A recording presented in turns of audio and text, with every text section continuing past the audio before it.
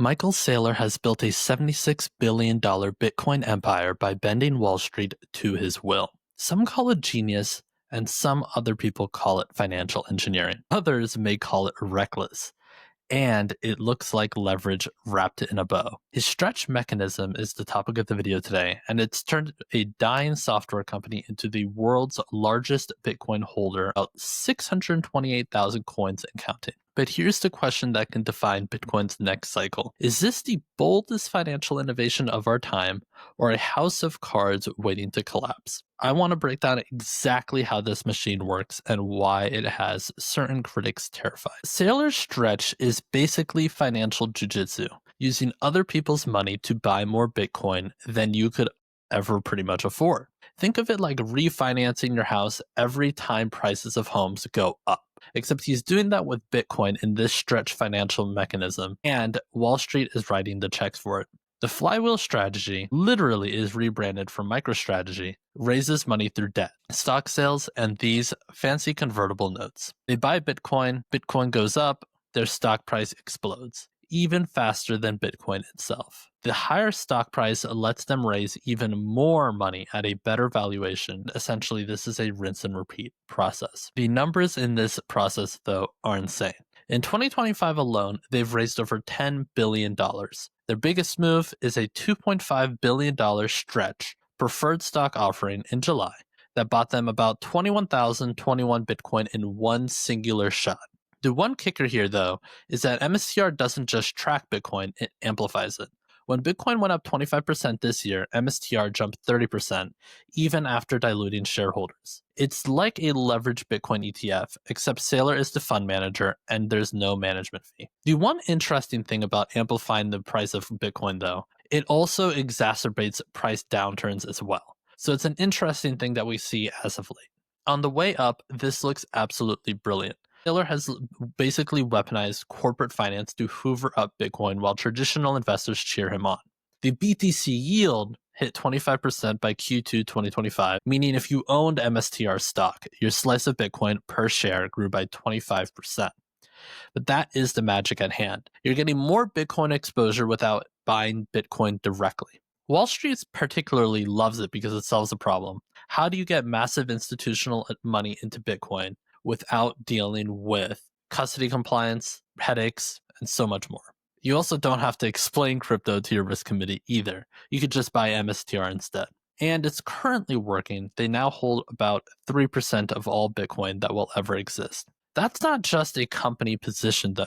That's market moving supply removal. Every coin they buy is one less coin for everyone else. And according to Michael Saylor himself, he plans on holding it for the long term. Imitators have already popped up everywhere. Related ventures, other corporates, everyone wants to copy the Saylor playbook. He's not just playing Bitcoin anymore, though. He's rewriting how corporate treasury think about money itself. But for me, here is where the genius meets the guardrails, and why critics are sharpening their knives. Leverage is a double-edged sword. All of that debt comes with strings attached. If Bitcoin drops hard enough, particularly very hard, those convertible notes could flip from being friendly financing to hostile takeovers. Share dilution is already pressuring the stock even during Bitcoin rallies, and we're seeing people not necessarily fully realize all of the benefits of Bitcoin prices going up. Jim Chanos, one of Wall Street's most famous short sellers, calls this whole thing overvalued and risky. His argument is that why bet on MSTR's premiums when you could just buy Bitcoin directly? But the real nightmare scenario in this is what happens when the music stops. A 20 to 30% Bitcoin drop doesn't just hurt, it gets amplified. MSTR could fall harder than Bitcoin itself, trading at a discount to its holdings instead of at a premium. We've seen this movie before, though. Before, in past bear markets. The interesting thing is that some critics go nuclear, probably a little too far, by calling it a Ponzi scheme that only works if Bitcoin never stops going up. The logic with this is that if Bitcoin stalls, the whole refinancing cycle breaks down and leverage positions get wiped out. And here's a risk nobody talks about: regulatory changes. What if Bitcoin accounting rules change? And what if taxes hit these strategies? For any kind of treasury company, what if more Bitcoin ETFs make MSTR's unique edge irrelevant. One CNBC analyst put it perfectly. It's exploding globally, but there's no ceiling or floor. Saylor deserves, and quote, credit. He's not just buying Bitcoin, he's building bridges between Bitcoin and traditional finance that didn't exist before. Those preferred shares they're creating, Bitcoin exposure for investors who would otherwise never touch crypto at all directly. He's essentially turning Bitcoin into the hurdle rate for corporate finance decisions, and that is profound. As one observer put it, it's connecting an adapter between the greatest form of money and our broken financial system. But, and this is crucial, you're no longer, when you invest in MSTR, playing Bitcoin's game. You're playing Wall Street's games with all of its cycles, emotions, and its fragilities. Pure Bitcoin holders sleep easy in bear markets. MSTR shareholders, on the other hand, they're riding a volatility amplifier, not a volatility, dampener. The safest Bitcoin exposure is still cold storage. No counterparty risk, no debt covenants, no share dilution. Just you and the hardest money ever created. But for those who want the amplified upside, understand the asymmetry. MSTR can deliver 124% plus returns in good years, but it can also deliver amplified pain when sentiment shifts. Extraordinary risk, like a Bitcoin code flaw or global abandonment, which is, in my opinion, not going to happen, could unravel everything, though those risks shrink with each passing day of adoption. So is Saylor Stretch good or bad for Bitcoin?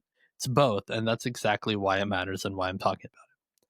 It's a rocket booster for Bitcoin adoption, pulling institutional capital into the ecosystem at a scale we've never seen. But it's also a high wire act, breathtaking on the way up, potentially brutal if it slips. For Bitcoin maximalists, the lesson isn't to copy Saylor, it's to understand him. He's proving Bitcoin works as the ultimate collateral, the ultimate treasury asset, the ultimate store of value. But he's also proving that leverage doesn't change the fundamentals, it just amplifies them. If you're inspired by this specific treasury asset strategy, study the numbers, understand the risk, and decide if this flywheel fits your risk tolerance. But remember, Bitcoin doesn't need Stretch to win. It just needs time. I'd be curious what you guys have to say in the comments, and I'd love for you to let me know. And if you want more deep dives into Bitcoin's biggest move, please hit that subscribe button. Thank you.